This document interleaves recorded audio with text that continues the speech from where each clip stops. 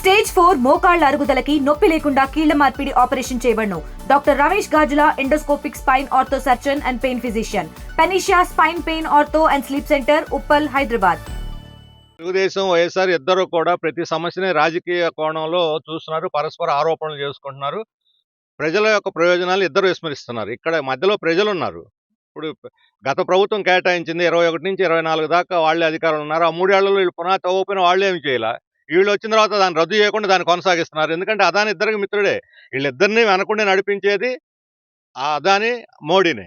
అదాని, మోడీ ఇద్దరిని నడిపిస్తున్నాడు. ఇక్కడేమో నాటకాలు ఆడుతున్నారు తన్నుకుంటున్నట్టు. అందుకని వాళ్ళిద్దరూ ఒకే బొమ్మ బొరుసు లాంటి వాళ్ళు, ఒక నాణ్యానికి బొమ్మ బొరుసు లాంటి వాళ్ళు ప్రజల్ని ఈ రకంగా రాజకీయం పేరుతో మోసం చేయడం తగదు.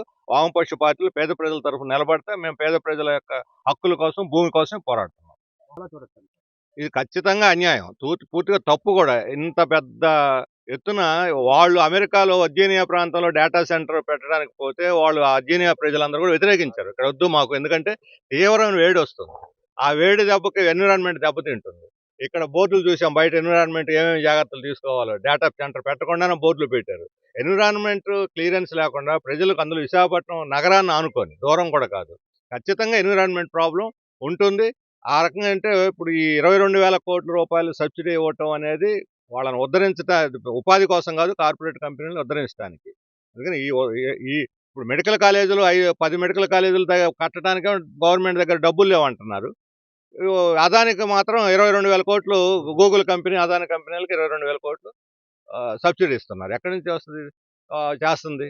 అందుకని ఇది కేవలం కార్పొరేట్లకి కాకులను కొట్టి గద్దలను వేసినట్టుగా కార్పొరేట్ కంపెనీలకి కట్టబెట్టడం కోసం తప్ప ప్రజలను ఉద్ధరించడానికి కాదు. ఉపాధి ఇవ్వటం. ఇప్పుడు గత 10 ఏళ్లలో మన రాష్ట్ర విభజన తర్వాత 2.5 లక్షల ఎకరాలు ఏపీఐఏసి వివిధ రూపాల్లో సేకరించింది. ఎక్కడ పరిశ్రమలు పెట్టారు, ఎంతమందికి ఉపాధి కల్పించారు చెప్పమనండి. ఎవరు అడ్డం పడ్డారు? కడప ఉక్కు ఫ్యాక్టరీ పెట్టకుండా ఎవరు అడ్డం పడ్డారు? విశాఖ స్టీల్ 5,000 మందిని తీసేశారు. ఈరోజు ప్రైవేటీకరణ కాబోతున్నది. దాన్ని కాపాడకుండా ఎవరు అడ్డం పడుతున్నారు? వాళ్ళని 5,000 మంది తీసేసింది ఎవరు? ఉపాధి కల్పిస్తామని అభివృద్ధి పేరుతోటి వాళ్ళు మీరు 1,000 కోట్ల రూపాయలు రాయితీలు ఇస్తూ కార్పొరేట్ కంపెనీలకి, అవే కంపెనీలు మీరు ఉపాధి ఇవ్వకపోతే మేము మీ కంపెనీని జాతీయం చేస్తాం, వెనక్కి తీసుకుంటాం, ఒక్క దాంట్లోనే అగ్రిమెంట్ ఉందా? ఒక్క అగ్రిమెంట్లోనే ఉంది అది? వాళ్ళు చెప్పిన ఉపాధి కోసం పేరుతోనే కదా వీళ్ళు రాయితీలు ఇస్తుంది. మరి రాయితీలు తీసుకొని ఉపాధి ఇవ్వకపోతే ఆ కంపెనీని వెనక్కి గవర్నమెంట్ తీసుకోవాలి, టేక్ ఓవర్ చేయాలి. అది అగ్రిమెంట్లో ఉండాలి. ఇవేమి ఇప్పుడు 22%, 87,000 కోట్లు పెట్టుబడి వాళ్ళు పెడుతుంటే 22,000 కోట్లు ఎదురు సబ్సిడీ ఇస్తుంటే 20% గవర్నమెంట్ సబ్సిడీ వాళ్ళ వాటా తీసుకోవాలి. దీంట్లో గవర్నమెంట్ వాటానే తీసుకోవాలి. గవర్నమెంట్ వాటా కూడా తీసుకోకుండా ఉచితంగా ఎలా చెబుతారు వాళ్ళకి? ప్రజలకు ఏదన్నా సబ్సిడీ ఇస్తామంటే ఉచితాలు వద్దు, వేస్ట్ అంటున్నారు. మరి కార్పొరేట్ కంపెనీలకు ఉచితాలు ఎలా ఇస్తారు? విద్యుత్ ఎలా ఉచితం ఇస్తారు? జీఎస్టీ కంప్లీట్ 100% రద్దు. ఇప్పుడు మనకేదో తగ్గించినట్టు రోజు గోదర కొడుతున్నారు ప్రచారం. కానీ అదాని కంపెనీకి 100% ఉచితం, జీఎస్టీ లేదు. అంటే ప్రజలకు ఒక న్యాయం, అదాని కార్పొరేట్ కంపెనీలకు ఇంకో న్యాయం. కార్పొరేట్ కంపెనీలకు ఒకటి వాళ్ళ వ్యాపారం లాభం కోసం వస్తున్నారు, వాళ్ళ వ్యాపారాలు చేసుకుంటారు, వాళ్ళ భూములు వాళ్ళు కొనుక్కుంటారు, వాళ్ళ కంపెనీ వాళ్ళు పెట్టుకుంటారు.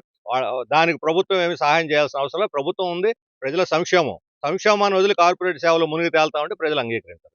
తెలుగులో ఫాస్టెస్ట్ న్యూస్ యాప్ ఇప్పుడు కొత్త అవతారంలో 5 సెకండ్లోనే పూర్తి వార్తా సమాచారం మీ చేతిలో. సోషల్ మీడియా ట్రెండ్స్ మీ కళ్ళ ముందుకే live TV and voice search ఆప్షన్స్తో ఇప్పుడే డౌన్లోడ్ చేయండి. యాప్ లింక్ డిస్క్రిప్షన్లో ఉంది.